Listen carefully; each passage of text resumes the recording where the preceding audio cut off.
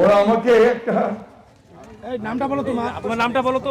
মাটির ব্যাংকে তার যে সঞ্চিত অর্থ সে দিয়েছে, দিন দিয়েছে। আল্লাহ আমাদের সকলকে কবুল করেন, আর এই মেয়েটার সেই আকুতিকে কবুল করেন, আর আমাদের মামুন সহ আমাদের চারজনের শহীদ আল্লাহ তাআলা তাদেরকে যেন সাদাত দান করেন। আমাদের সকলে আমরা বলি আমিন। পক্ষ থেকে স্যারকে আমার জমানো কিছু টাকা এবং বাড়ির কিছু মুরগির ডিম ওনাকে দিচ্ছি। আর আমি আপনাদেরকে কিছু বলতে চাই, এর আগের নির্বাচনে আমরা যেমন জীবন প্রাণ দিয়ে ধানের শীষ মার্কাকে জয়যুক্ত করার জন্য অনেক চেষ্টা করেছিলাম, এমনকি আমি নিজে বাক্স আটকাই দিয়েছিলাম যে আমি নিজে ভোট দিতে পারিনি। এটার জন্য আমি 2 মাস যাবত বাসা থেকে বের হইতে পারিনি।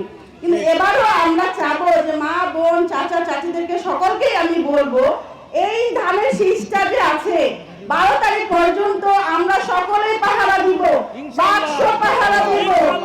12 তারিখের পরে এটার দায়িত্ব নেবেন আলমগীর স্যার এবং তারেক রহমান ইনশাআল্লাহ।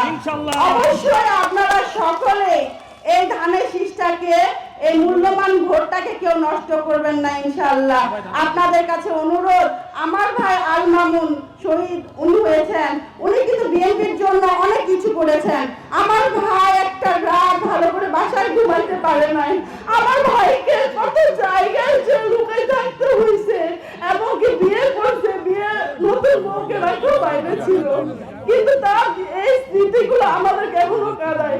আপনাদের সন্তান, আপনাদের নাতি নাতি, কিন্তু তাকে তার জন্য হলো যে এই ধানের শীষটাকে জয় করবেন, তাহলে আমাদের স্মৃতি আরো উজ্জ্বল হবে, এবং কি এই ধানের শীষ আমাদের উজ্জ্বল ভবিষ্যৎ গ্রহণ করবে ইনশাআল্লাহ।